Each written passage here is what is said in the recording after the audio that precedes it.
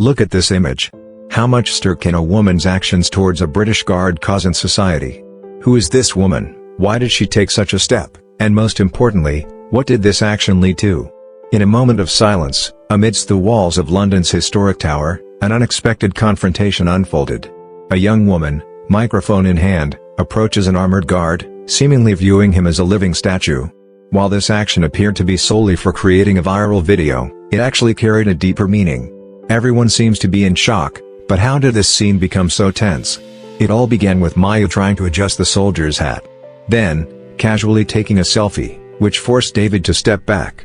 This action further irritated Maya, and she attempted to strike him with her hand. But Maya didn't know that the person before her was not just a uniform, but Sergeant David O'Connell, who had served in a peacekeeping mission in Bosnia and was known for his unbreakable spirit. Viewers witnessed that when David reacted to Maya's insulting actions, those around them felt the tension. The unusualness and unexpectedness of this incident astonished everyone. At the climax of the incident, David, in a calm but powerful voice, spoke of the bitter legacy of discrimination his family had faced for generations, including his father and grandfather, who were treated as inanimate objects. He stated that silence was discipline, and the uniform was honor. This dramatic culmination silenced Maya and deeply affected the crowd. David's unwavering truth earned the profound respect of the onlookers. If you want to see more such impactful and thought-provoking stories, don't forget to subscribe to our channel and turn on notifications. Let's discover together the powerful truths hidden in every moment of life. In the hallowed silence of London's historic tower, a fortress that breathes the ancient spirit of Great Britain and guards the secrets of millennia within its stillness, its majesty seems to grow with the first rays of each morning sun. And one of the most vibrant symbols of this majesty are the Red Guards, the Royal Guard. They're not just statues for tourists to pose with, quite the contrary, they are living monuments embodying the nation's pride, discipline, and unwavering resolve. Every movement, every stance, even those moments when they stand motionless, holding their breath, carries a profound meaning. These are soldiers forged in the crucible of time, tested on battlefields, men who prioritize dignity above all else. They are not merely symbols, they are a truth. This truth speaks of adhering to principles that have withstood the test of time, of timeless values. Each one of them is a living, breathing story of this magnificent place, of this ancient nation. But sometimes, this truth collides with the noisy, attention-seeking nature of the modern world. The steadfast bearing of these heroes, often reduced to mere sightseeing attractions in the eyes of the public, is sometimes met with misunderstanding, and at times, outright disrespect. Their silent service, occasionally, becomes the target of arrogance, ignorance, and prejudice. This isn't just an isolated incident, it's the embodiment of a growing trend we see more and more in the world, a disregard for values, traditions, and service. And that very day, on the stone pavements of the Tower of London, such a clash unfolded. Let's recount the events as they happened, moment by moment, emotion by emotion, step by step. First, please subscribe to the channel and share where you're watching from in the comments. Because this story isn't just about a soldier, it's the voice of dignity, discipline, and the unbreakable spirit within a human being. It's a profound lesson on how each of us should respond to the injustices we face. Now, without further ado, let's return to that day, to those moments. It was one of London's most exhausting yet most captivating summer days. The area around the Tower of London was teeming with tourists, languages, accents, and the clicks of camera shutters filled the air. Everyone seemed captivated by the castle's grandeur, by the whispers of its ancient walls. Yet, against the backdrop of this bustling crowd, the most striking point of focus was Sergeant David O'Connell, standing like a frozen piece of time in his red uniform and gleaming black bearskin hat. His posture was so firm, so proud, it was as if he had been a part of these stone walls for years, their silent guardian. His stern face, framed by a steel cuirass and tall hat, bore the weight of a sacred duty. His eyes were fixed on a distant point, perhaps one no one else could perceive. This was the focus born of years of training in the battlefields he had known. His presence was not merely an existence, but a statement. A display of power in the midst of silence. He was the living embodiment of honor and duty. Then, from amidst the crowd, as if stepping onto a stage, a young woman appeared. Her name was Maya Thompson. Known in social media circles as a viral moment hunter, someone who tried to extract content from everything, often acting as if she were superior to everyone else. A microphone was clipped to her lapel, and in her eyes gleamed the determination to capture the ideal video for that moment. In her mid-30s, with blonde hair and a fashionable, body-hugging outfit, she was designed to draw attention. Her steps were decisive, as if each stride was sparking her next headline. Trailing behind her, a three-person camera crew followed like shadows. Maya hadn't come here to cause trouble, at least not officially. This was supposedly a trip under the guise of cultural diplomacy. But Maya wasn't content to be background noise. She always had to be at the center, creating moments that went viral, that were shared, that became topics of discussion. And this castle courtyard, with its red uniformed guards, was a place Maya saw as potential. She was convinced that any interaction with these lifeless statues would bring her millions of views. As the delegation paused near the main gate, Maya's eyes landed on the figure standing beneath the iron arch. Sergeant David O'Connell, with perfect discipline, stood motionless like a stone statue.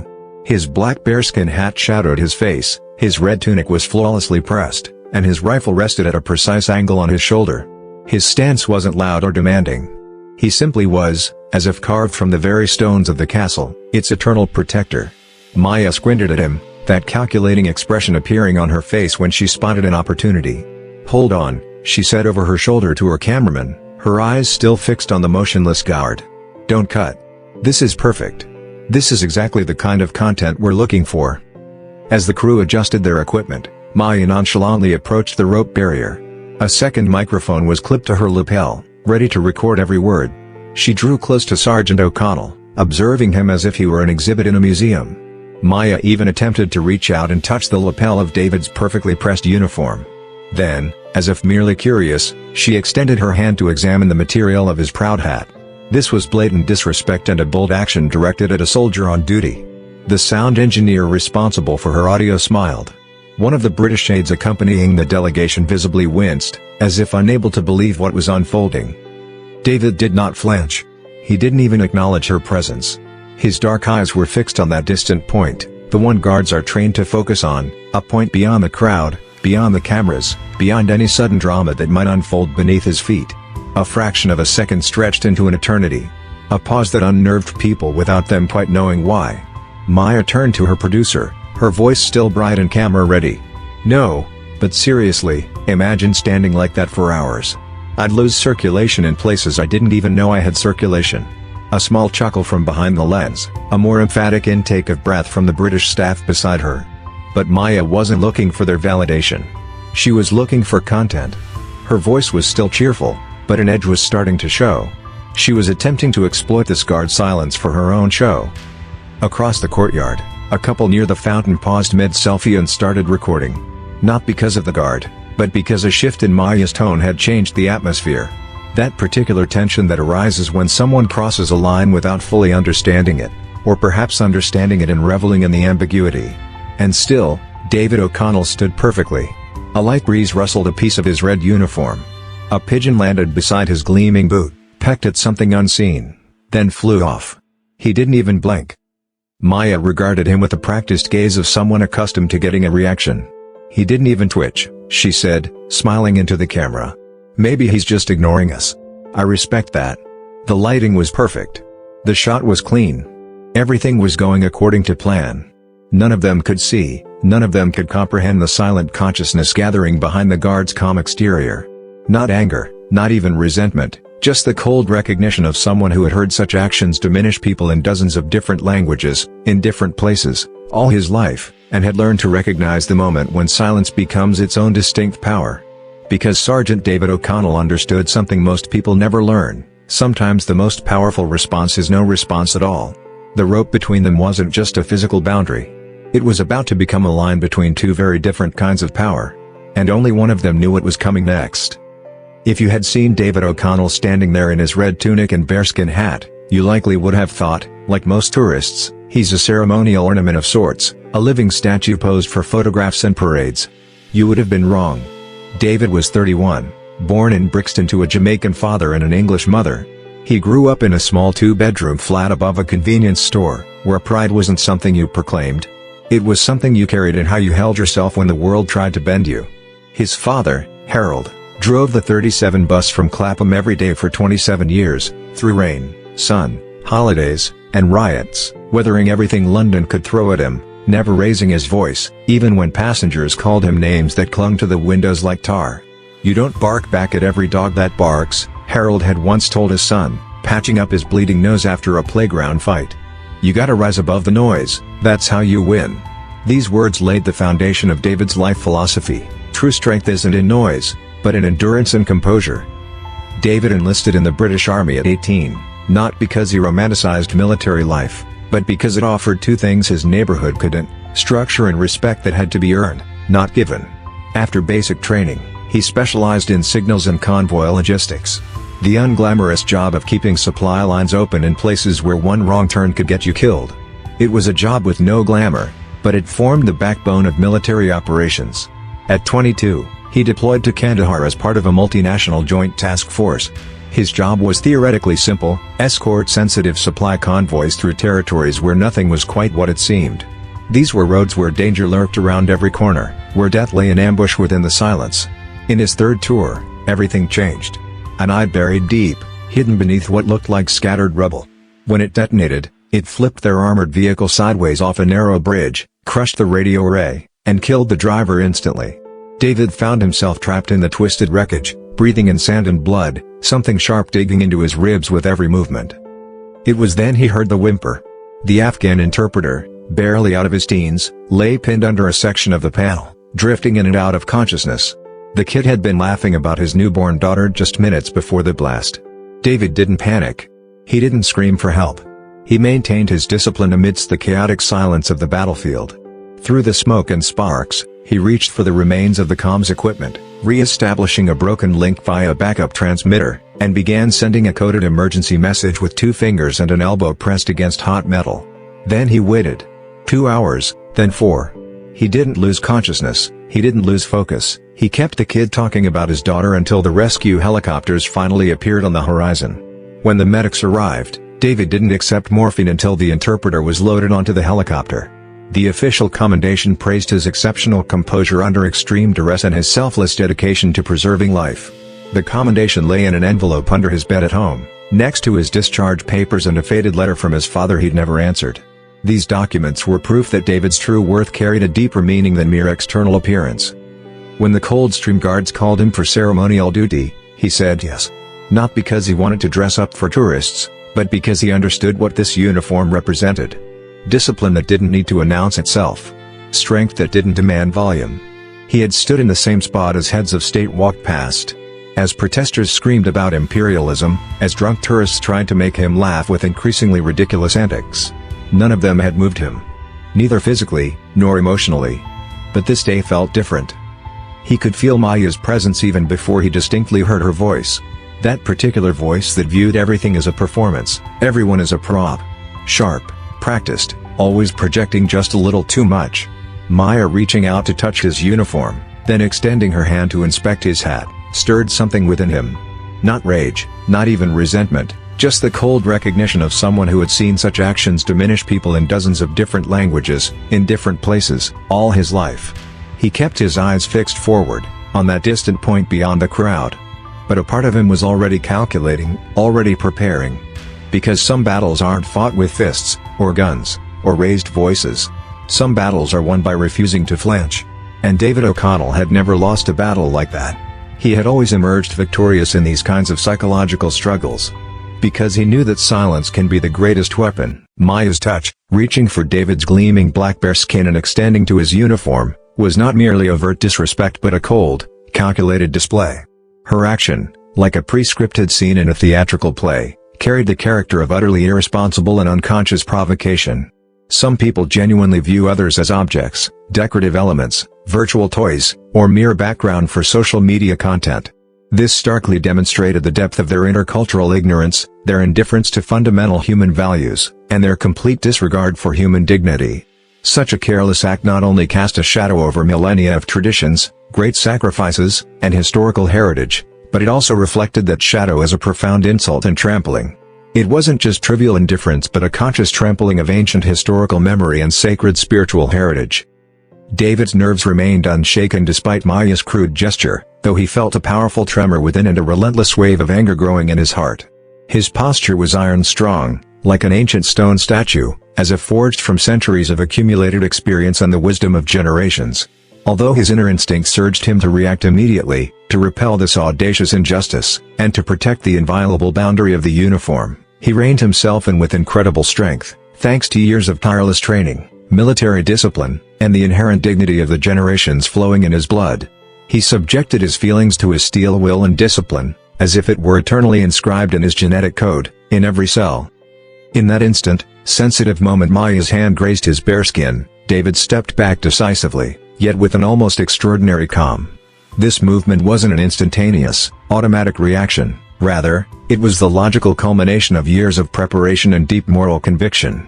It was a silent, yet thunderous, open declaration of his unwavering loyalty to his duty and his personal dignity.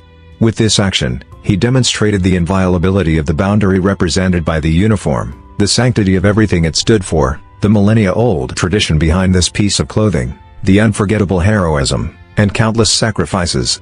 This was the final, decisive warning to those who dared to cross all boundaries, who attempted to trample values, who disregarded the dignity of others. The dry, sharp clink of David's rigid military boots against the stone pavement resonated strangely loud amidst the clamor in the tower courtyard, deepening the gravity and tension of the moment. This was the complete opposite of Maya's hollow merriment and meaningless pursuit of entertainment, the first sign of truth, sharp and impactful, like an alarm clock breaking the silence. The light, self-satisfied smile on Maya's face instantly froze as David retreated, as if she turned into an ice sculpture, freezing the warm air around her. David's decisive withdrawal had utterly surprised her. This action completely disrupted her viral video algorithms. She expected the guard to remain motionless. That was the main attraction of the viral video she intended to shoot, the shock element that would grab people's attention. This unexpected reaction overturned all her plans, clearly revealing Maya's true, simplistic, disrespectful, and self-obsessed nature. A flicker of irritation, immense displeasure, concealed hatred, and blatant contempt shone in Maya's eyes. She couldn't tolerate David's insolence, perceiving his retreat as a personal affront, as if his artistic act was the greatest rejection she had ever faced in life. Clenching the microphone in her hand, as if holding a weapon, she lunged forward, cameras mercilessly recording her every move, knowing this moment was a prime opportunity for golden content, a perfect scenario for a ratings explosion. This was her attempt to seize control in the public arena, to belittle David. Maya raised her hand, attempting to strike David. This was the final, culminating point of her disrespect, an open, insulting assault on a soldier's personal space and duty. It was a declaration of disrespect against the uniform and everything it represented, against this country. Muffled sounds, groans, and whispers began to emanate from the crowd, as if the entire space had plunged into deep unease for a moment. The tension in the air was so thick you could almost touch it, cut it from the air. A small child clutched his father's hand even tighter, his eyes wide with profound anxiety and fear, as if feeling the horror of the event with his whole being. David, however, despite Maya's attempted attack, stood like iron, like a mountain, like an unshakable rock. His gaze was still fixed forward, but this time his posture held majestic resolve, an unbreakable will, an inner fire, and an eternal reverence, as if with these gazes he was appealing to the conscience of the whole world. He chose to retreat once more from Maya's touch and attempted strike, not only physically but also morally ascending, distancing himself from this degrading situation, protecting his dignity to the last drop. This was the silent, yet resolute language of his training, the countless experiences gained on the battlefield, and the military heritage to which he belonged. This was the silent, yet all-telling response of a man forged by years of iron discipline, who had endured all kinds of hardship, a heroic soldier, like a volcano hidden within silence, ready to erupt at any moment, yet maintaining his composure. At that moment, a small boy of great courage darted from the crowd towards David. Behind him stood an elderly woman, her gaze bearing deep wisdom and life experience, as if she, too, had joined the child's bravery. The boy pointed at Maya's microphone, trying to stop her action with his hand, yelling, "He's not a statue. He's alive. Don't touch him." His voice was weak, yet the weight of his words permeated the entire courtyard, as if echoing from the ancient, stone walls of the castle, ringing in everyone's ears. The woman quietly moved towards the boy, looking directly into Maya's eyes, her voice laced with deep sorrow and disappointment. "You don't know who he is, my dear. You don't know where you've come, you don't understand what land you're stepping on. He's not just a uniform. He's a soldier who served this country with honor, one who risked his life for this country. His father, and his grandfather, fought and shed blood for this land. Never call them dolls. They are the pride, The honor, the future of this country. These words forced Maya to pause for a moment. Her viral video plan had unexpectedly transformed into a human drama, a deep moral clash, a test of conscience, and a historic moment, exposing her senselessness before the entire world. Her previous self-confidence was now completely shattered, the color had completely drained from her face, she was crimson with shame, as if all her lies, all her empty claims, had been exposed. The spectators held their breath. Everyone was deeply astonished by the unexpected turn of events, as if they were watching a movie, but this movie was real. Attention hung in the air, every breath could be heard. David looked at the courage of this brave child and the elderly woman with deep respect. Their sincere words had touched his heart, as if they were a warming ray in the cold. It was at this moment that David's eyes met Maya's. There was no anger in his gaze, no resentment, no malice, only a deep sorrow, the accumulated burden of years, an unwavering dignity, composure, and the glint of an ancient truth. He decided then, it wasn't enough to simply respond to this disrespect with silence. This time, he would break the silence, the voice of truth would rise. The voice of truth, the voice of generations, the voice of justice would rise and spread throughout the world. David slowly, yet resolutely, turned his head step by step, as if defying time with his movement. This action created a great anticipation in the crowd, everyone held their breath. His voice was calm, yet every word carried the weight of thousands of years, of generations, of thousands of sacrifices, of shed blood and flowing sweat, as if history itself spoke through him. This uniform, David said, his voice calm, yet echoing in the ancient walls of the tower, as if it spread throughout the entire castle. This is not just a piece of fabric, madam. This is a story written in the blood and sweat of generations. In every stitch, there's the soul of a martyr, in every button, the pride of a hero, in every fiber, the memory of a life sacrificed. This is a legacy entrusted to us. He looked into Maya's eyes, directly into her soul. The mockery on her face had now completely faded, replaced by deep fear, astonishment, regret, and a sense of profound understanding. For her, he was no longer just a statue I saw, he was a living, breathing, wounded, yet invincible history, the soul of this country. My grandfather, David continued, his voice slowly rising, as if it was a cry from the past. They called him boy. Even on the front lines, amidst the blood and chaos of World War II, fighting for life and death against German tanks. Even when he saved his white-skinned comrades from death, they called him boy, in a degrading way, because of the color of his skin. He served his country, gave his life, but always remained the boy. His dignity was tried to be tarnished with such words, but he did not bend, did not break, his spirit was not shaken, on the contrary, it grew stronger, became steel.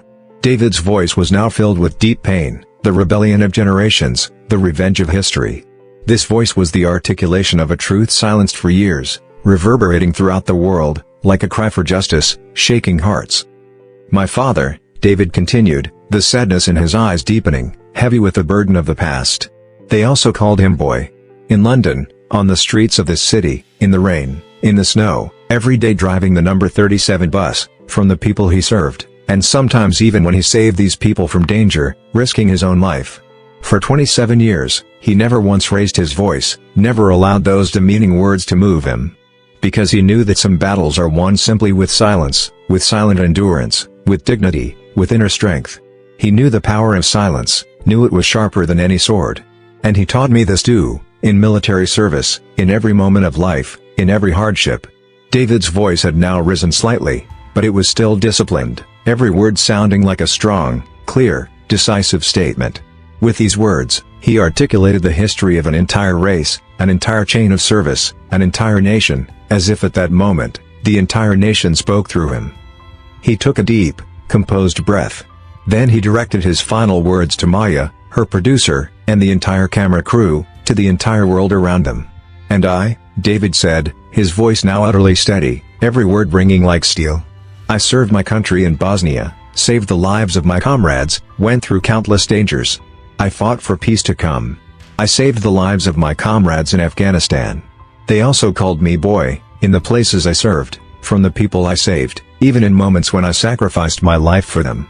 This uniform, madam, David touched his uniform with his finger, this uniform is honor. This boundary is respect, an inviolable boundary that every citizen should know, an ethical norm, a red line. And my silence is discipline, earned over years, every gram of it precious, a discipline forged in blood. This is not some empty game you're playing. This is the sacrifice of generations. This is our heritage. This is our identity. We are not just statues, we are the pride of this land. Each and every one of us is a living, breathing piece of this service, this history, this nation.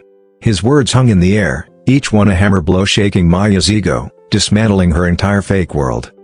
David's words hung in the air, each word falling like a burden upon the crowd, penetrating every heart, soaking into their souls. Maya was completely silent, her eyes staring blankly, as if in a trance, her entire world turned upside down.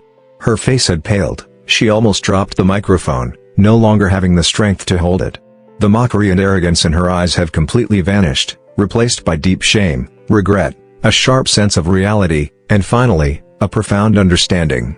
She now understood that the person before her was not merely a living statue, but a heroic human being with a deep history, great sacrifice, and unbreakable dignity, carrying immense pain in his heart, yet with an unconquerable spirit.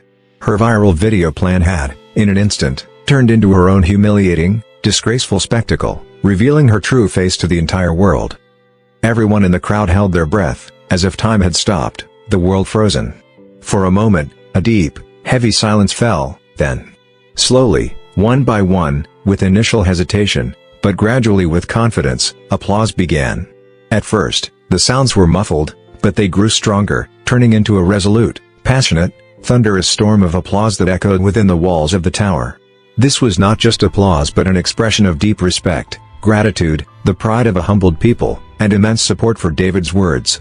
It was a brilliant, unforgettable, triumphant victory of dignity over arrogance, discipline over disrespect, and truth over ignorance.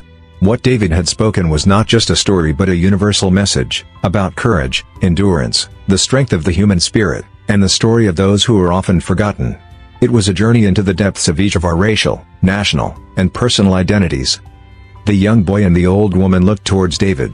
The boy's eyes sparkled with admiration and hope. He had discovered a new hero, found a figure to emulate.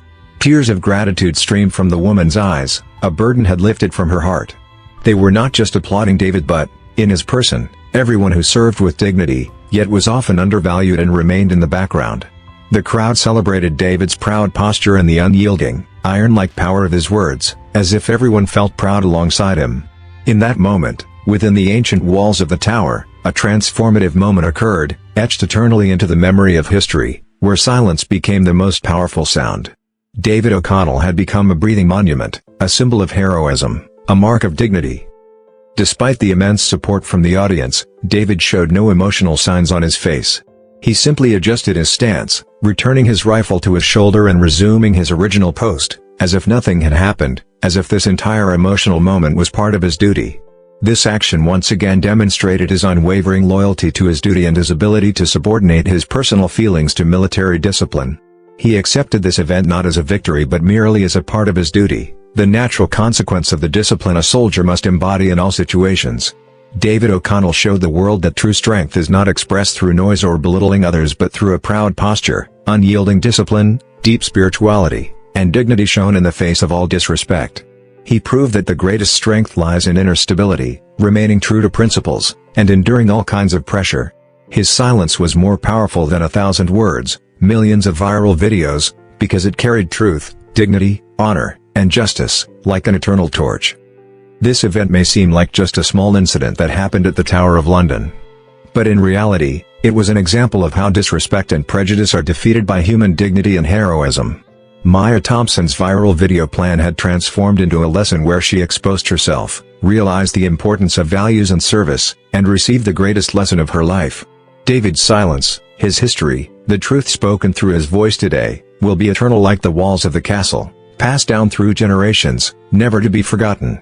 His voice, like the echo of 1,000 years, will remain in everyone's hearts and call each of us to uphold values, dignity, discipline, and respect.